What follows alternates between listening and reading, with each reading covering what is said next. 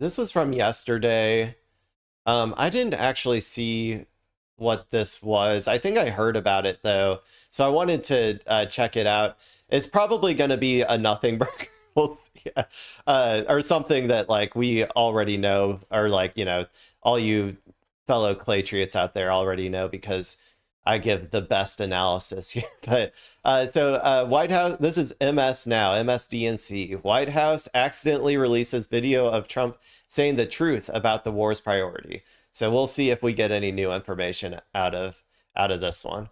Before I play you this next very instructive clip, I want to note that the only reason we have it is because the White House seemingly accidentally posted a live stream of it, which they then tried to delete, but not before the internet saved it for posterity. And just for context, Donald Trump starts by referring to the head of the Office of Management and Budget, the Christian nationalist author of Project 2025, Russell Vogt.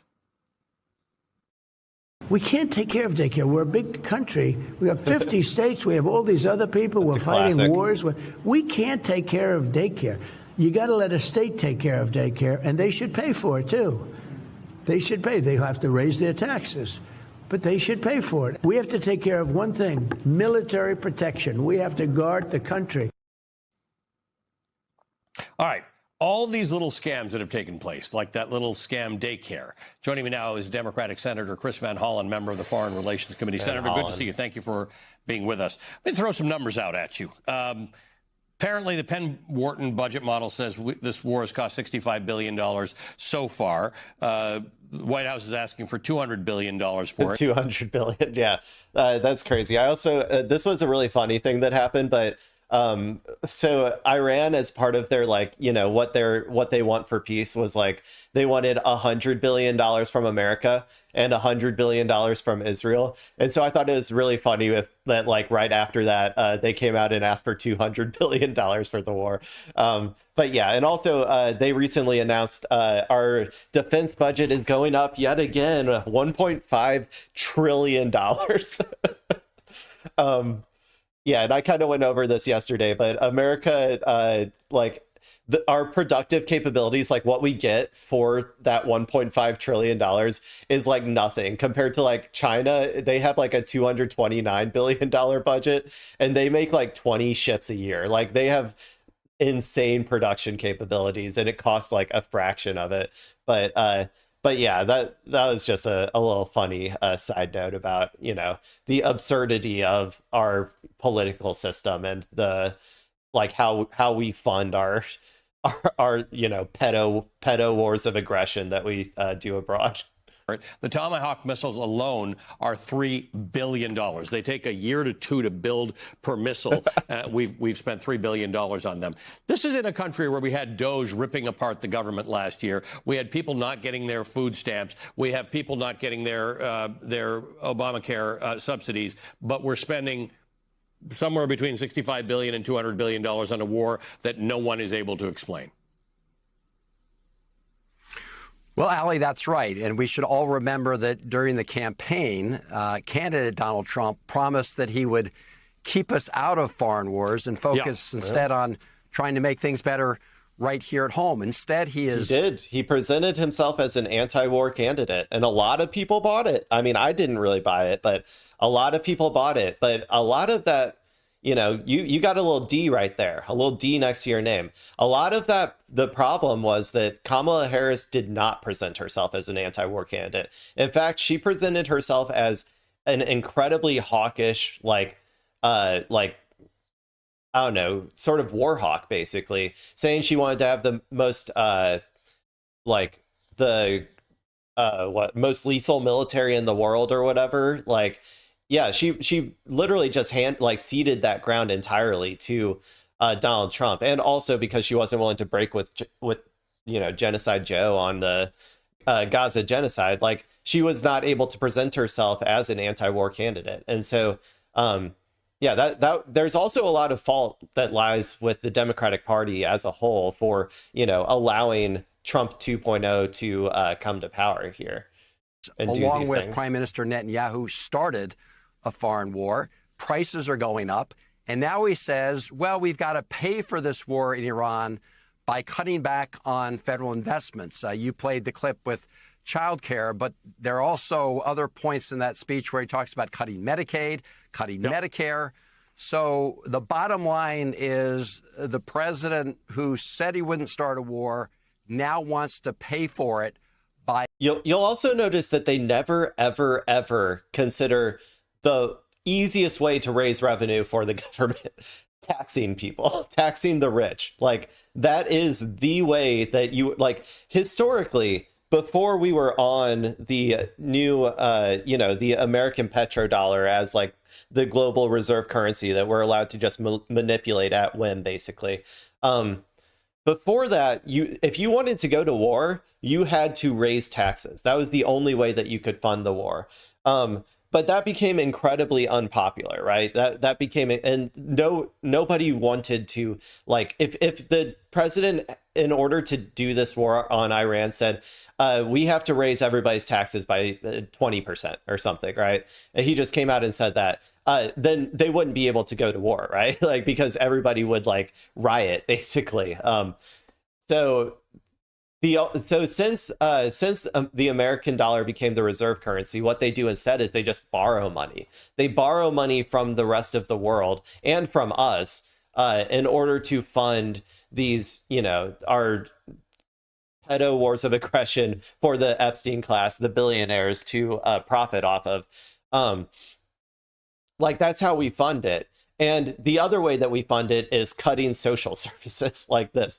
But they never even once consider, hey, maybe we just raise taxes to fund it. Because these wars, if there was a material cost on, in particular, the Epstein class, the billionaires, from raising taxes to fund it, then like we would be a lot less likely to get into these wars of imperialism. So it is always so funny to me that they never even consider that as an option. They never even mention it as an option. The Dems don't even mention it as an option. They don't go out there and say, hey, instead of paying for this through cutting services, we should just pay through taxing billionaires. Like, that would be a pretty good message, I think, to put out there, because a lot of people don't like our deficit going up indefinitely from borrowing infinite amounts of money. So I don't know. I just kind of wish that, it's just an interesting phenomenon to me. By cutting deeply into American healthcare programs and other programs that help American families here at home. But that's not that surprising, is it, Senator? I mean, you go back to the history of wars that America has started. One group tends to benefit from this very well, either oil producers or munitions makers. I mean, that's the nature of the game. It becomes too much money that we have to pay for a war, so you're going to have to cut it from the people who can least afford it. Well, that's exactly right. I mean, you've got defense contractors who are going to be raking it in, and other folks who are close to the president are going to be raking it in. Yeah, I mean, the defense contractors are essentially just stealing our tax dollars. Like, that's what they're doing. They are just skimming money off the top. It doesn't cost $1 billion or whatever to produce like one Tomahawk missile a year. You know what I'm saying? Like, come on. Like, the actual productive cost of like making that thing is like maybe $100,000. Like, I feel like, right? Like, it can't be that high. And if we lived in a different type of society with a better organization of our economy, like we wouldn't have to pay that much to produce like one missile. Like, so, I don't know. But the American people will suffer. And of course, this comes on top of what Donald Trump and Republicans in Washington did last year, right? They passed their so-called big, beautiful bill, which was beautiful if you're a billionaire. You got really big tax cuts. But to partially pay for that, they cut Medicaid, they cut food and nutrition programs. So now comes this year, and Donald Trump goes off and starts a war and says, well, we're going to have to cut back on Medicare, we're going to have to cut back on Medicaid, we're going to have to cut back on our efforts to make child care more affordable. So at the end of the day, he is screwing the American people and doing exactly what he said he was going to avoid. He said he was going to focus on things here at home, keep us out of foreign wars. He's done exactly the opposite. I was talking to Ben Rhodes about this a minute ago. I want to play it for you, something that he said about gas prices in the Oval Office. Let's listen. Gas prices Today they hit $4. We're $4, yeah, and we have a country that's not going to be throwing a nuclear weapon at us in 6 months. But Americans are feeling the effects in the interim. And they're also feeling a lot safer. What is the plan to bring them back down? Well, I don't think that they would have had an intercontinental nuke. If I had to guess, they were going to have, if they were going to get a nuke, which I do not believe that they were going to do, but if they were going to get a nuke, I'm pretty sure they would just have it capable of reaching Israel, and that's about it. You know what I'm saying? I think that's the only deterrence they feel like they need. I don't think they were going for an intercontinental, but to do is who knows, leave right? Iran, and we'll be doing that very soon, and they'll become tumbling down. We're not going to have a country that's going to be throwing a nuclear weapon at us in 6 months. That's just nonsensical talk. There's no. I mean, you know these things. You're on serious committees in the Senate. There was no discussion about Iran throwing a nuclear weapon at America in 6 months or 6 years. It was a complete and total lie, Ali. And the president himself, told the country last year that he had obliterated it. Iran's nuclear enrichment program, obliterated it.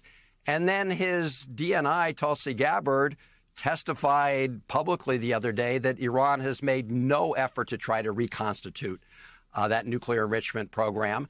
And so that was just a complete and total lie. And as you and Ben Rhodes discussed, I mean, they're nowhere near any kind of ballistic missile that can reach the United States. So this was all a fabrication by the president of the United States. They know they don't need that. They can just impact the global economy. Americans are the amount of suffering we are willing to take for war is absurdly low. The gas going above $5 a gallon is basically the most that we would be able to suffer as a people for this war. So they didn't need to create because we live in an international capitalist system. They didn't need to create some ballistic missile that will materially damage be able to hit American infrastructure. They can just raise the gas prices to $5 a gallon, and then we'll cry uncle. Is basically their plan. And I don't know. I think it seems like it's kind of working. States to try to justify his actions while Americans are hurting here at home. We've lost 13 of our service members, hundreds wounded. As you discussed, I'm going to let this finish off. I got to use the bathroom. Thousands of civilians killed in the region, and we're paying $2 billion a day, we, the American taxpayers, while gas prices are going up. And now Donald Trump says, well, we've got to cut back on other investments that are important to the American people. This war should never have started. We should end it now. Donald Trump is talking about asking for another $200 billion. And I can tell you, Ali, I won't vote for one more dime for this illegal war of choice. I think we're going to find a lot of people on both sides of the aisle who are going to say no one has given us an explanation as to why we need to be spending another dime on this war. Senator, good to see you as always. Thank you for joining us.